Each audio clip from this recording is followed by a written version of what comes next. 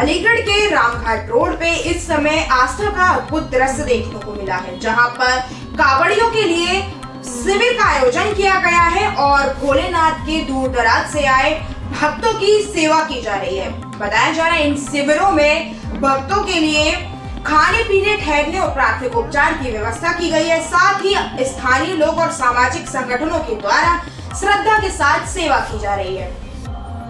हर हर महादेव के जयकारों के साथ पूरा इलाका गूंज रहा है। वहीं दूसरी तरफ प्रशासन भी सुरक्षा के लिए एकदम सतर्क नजर आ रहा है। चलिए देखते हैं कीर्ति सिंह के साथ एक खास रिपोर्ट ग्राउंड से।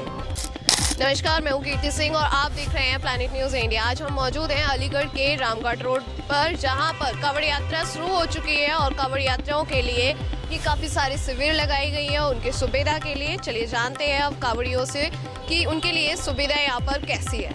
सर, आपका नाम? हिमांशु गर्ग। हिमांशु गर्ग जी। हिमांशु गर्ग जी, मैं जानना चाहती हूँ ये कांवड़ यात्रा के लिए आपने जो शिविर लगाया है, ये आप सेवा कब से करते हैं? ये विगत 28 वर्षों की भांति इस वर्ष 29वें वर्ष में महाशिवरात्रि के पावन पर्व पर कांवड़िया शिव भक्तों के लिए आस्था की ओर से विशाल मेडिकल कैंप और विशाल भंडारे का आयोजन किया गया है, जिसमें सभी प्रकार की व्यवस्थाएं हम कांवड़िया शिव भक्तों के लिए करते हैं। उनके पूरे मेडिकल कैंप, एक्यूप्रेशर थेरेपी, सभी प्रकार की थेरेपी मेडिकल कैंप में रहती है। एम्बुलेंस, 8-8 घंटे के डॉक्टर्स 24 घंटे के हिसाब से यहाँ पे शिव भक्त कांवड़ियों के लिए उपलब्ध रहते हैं 48 घंटे तक। और उनके मनोरंजन के लिए दोनों दिन यहाँ पे भजन संध्या का आयोजन रहता है। बाबा भोलेनाथ अमरनाथ के रूप में यहाँ स्वयं विराजमान होकर के शिव भक्तों को दर्शन देते हैं, जो हमारे मुख्य अतिथि भी इस कैंप के वही रहते हैं और बाबा यहाँ पे स्वयं विराजमान होते हैं। थोड़ी देर बाद बाबा अपना स्थान लेंगे और उसके बाद अनवरत परसों सवेरे तक बाबा यहाँ पे विराजमान रहेंगे हिम शिवलिंग के रूप में। उसके साथ ही जो ये आयोजन होता है, क्योंकि जो महाशिवरात्रि का ये जो पर्व है वो माता पार्वती और भगवान भोलेनाथ के विवाह की शिवरात्रि है, तो ये शिव भक्त कांवड़िया जो है उनको हम भगवान भोलेनाथ के बारात स्वरूप मानते हुए और उनके बारातियों का स्वागत वैसे ही किया जाता है यहाँ पे, जैसे अपने परिवारों में बारातियों का स्वागत हम सब लोग करते हैं। और उनके लिए टिक्की, चाउमीन, पाव भाजी, ढोकला, पड़ाके इत्यादि इत्यादि तमाम व्यंजनों के माध्यम से उनका स्वागत, अभिनंदन करते हैं। साथ ही संपूर्ण भोजन और उनके आनंद के लिए ऑर्केस्ट्रा डीजे की यहाँ पे भजन संध्या की व्यवस्था यहाँ पे रहती है, जैसा कि मैंने बताया था।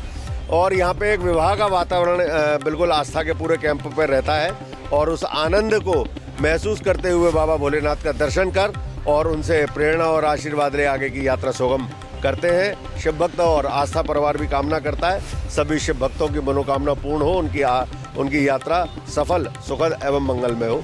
इसी कामना के साथ 28 वर्षों से 29वें वर्ष में महाशिवरात्रि के पावन पर्व पर आस्था परिवार काम कर रहा है। अच्छा, तो आप 29 सालों से काम कर रहे हैं, तो मैं ये जानना चाहती हूँ, आप कांवड़ यात्रा को लेके इतना सब कुछ कर रहे हैं, तो आपको ये सेवा करके कैसा महसूस?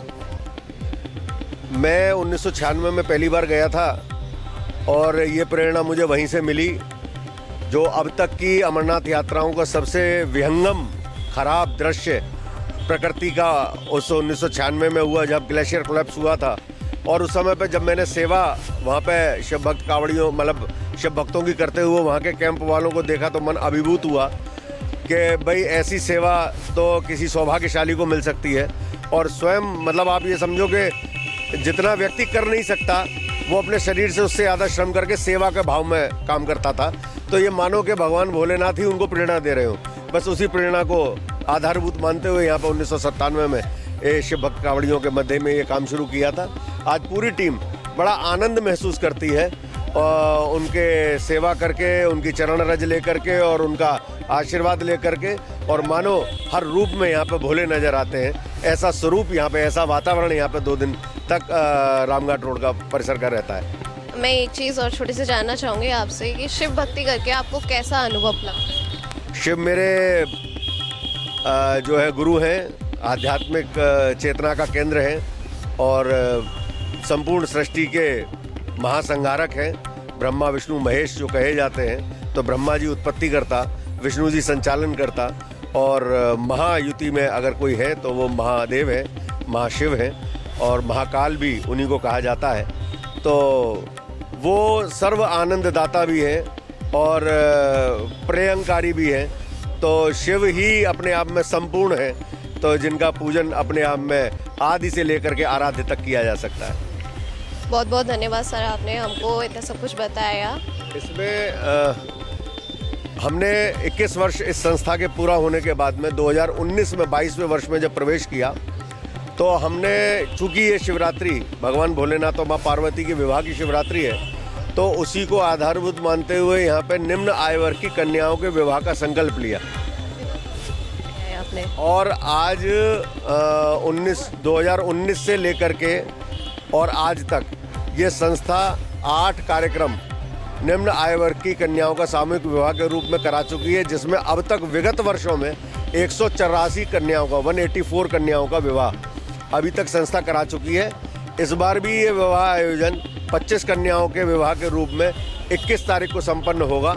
इसी परिसर में, पराग डेयरी के परिसर में 21 कन्याओं का सामूहिक विवाह कार्यक्रम रखा है। और मुझे बताते समय बड़ा हर्ष होता है कि ये संस्था आस्था अपने आप में एकमात्र संस्था है जो उत्तर प्रदेश मुख्यमंत्री कन्या सामूहिक विवाह योजना के अंतर्गत उसका लाभ दिलवाते हुए उनके साथ मिलकर के इस कार्य को करती है। और बहुत सारे लोग इस क्षेत्र में काम करते हैं, कन्या विवाह कराते हैं, बहुत सारे संगठन हैं, व्यक्तिगत भी लोग इस सेवा को करते हैं और मैं उन सबको भी प्रणाम करता हूं। लेकिन आस्था को ये सौभाग्य प्राप्त हुआ है कि हम अपने जितने भी जोड़े होते हैं उन सबको मुख्यमंत्री सामूहिक कन्या विवाह योजना के अंतर्गत 1 लाख रुपए का लाभ अतिरिक्त दिलवाते हैं और संस्था की ओर से भी लगभग 85,000 रुपए का सामान, उनको दैनिक उपयोग का संपूर्ण सामान दिया जाता है, जिसमें कि बेड है, गद्दा है, तकिया है, चादर है, कंबल है, अलमारी है, कुर्सी मेज है, मशीन है, सिलाई मशीन है, साइकिल है, मिक्सी है, पंखा है, कूलर है। तो एक तरीके से आप पूरी गृहस्थी का सामान, 51 बर्तनों का सेट, स्टील की, नॉन स्टील का Chhabra, bathroom set, each and everything जो उनके कामन है, यानी कि रोटी रखने के कैसरोल तक। एक नव दंपत्ति को जो एक नए जीवन को प्रवेश करते समय जो आवश्यकताएं होती हैं उनको देने का काम आस्था परिवार अपने सहयोग से करता है। और साथ ही मुख्यमंत्री कन्या सामूहिक विवाह योजना के अंतर्गत प्रत्येक जोड़े को 1 लाख रुपए का लाभ दिलवाने का भी काम आस्था परिवार करता है। मुझे हर्ष है कि ये कार्य हम कर पा रहे हैं, ईश्वर ने हमको इसके लिए चुना। हम भगवान भोलेनाथ का इस कार्य के लिए बहुत धन्यवाद करते हैं। और मैं बस इतना चाहती हूँ कि कांवड़ियों के लिए आप कुछ कहना चाहेंगे। कांवड़िया शिव भक्त, मैं क्या कहूँ, शब्द नहीं है।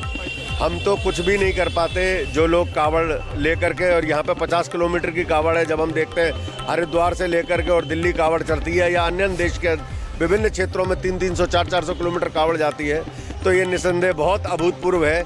ये शिव की अनन्य भक्ति और शिव की कृपा के बगैर संभव नहीं है। मैं उन सबको प्रणाम करता हूं और उनकी सफल, सुखद एवं आनंदमयी यात्रा की मैं और पूरा आस्था परिवार कामना करता है। हृदय से वंदन, हृदय से अभिनंदन। हर हर महादेव। महादेव। धन्यवाद सर। आपका नाम? प्रीति जी, आप कहाँ से कांवड़ यात्रा शुरू की है आपने? मैं रामघाट से आपने, और कहाँ से हैं? मथुरा से आई हूँ। मथुरा से आए हैं आप? हाँ। और अब कहाँ तक लेके जाएंगे? मैं मथुरा लेके जाऊंगी, भूतेश्वर पर चढ़ाऊंगी। तो आपने कोई मनोकामना ली है? मनोकामना जो भोले बाबा का अपना इच्छा होगा वही होगा। हम अपना सच्चे दिल से कांवड़ लाए हैं। तो यहाँ पे जो शिविर सेवाएं बनी हुई है, यहाँ पे आपको सेवाएं कैसी लग रही है? अच्छी लग रही है, ऐसी बात नहीं है कि अच्छी लग रही है, खूब अच्छी लग रही है। और शिव जी की भक्ति को लेकर आप क्या कहना चाहिए? बहुत अच्छी मनोकामना पूरा होवे।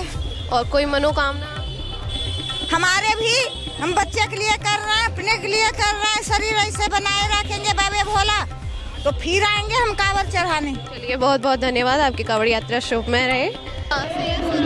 भरतपुर। कहाँ से आ रहे हैं? और आपका नाम? अमित कुमार जी। कहाँ से कांवड़ लाएंगे? नरोरा से। और कहाँ तक जाएंगे? भरतपुर से आगे। तो और ये शिविर की सेवाएं वगैरह आपको कैसी लग रही है? सही लग, बढ़िया लग रही है। और शिव भक्ति के लिए क्या कहेंगे आप? जय। तो आपने देखा किस तरीके से आस्था परिवार यहाँ पर शिविर लगाए हुए हैं और यहाँ पर इतने सारे कांवड़ यात्राओं के लिए इतनी सारी सेवाएं उपलब्ध कराई गई है। इसी के साथ मैं कीर्ति सिंह विदा लेती हूँ। नमस्कार।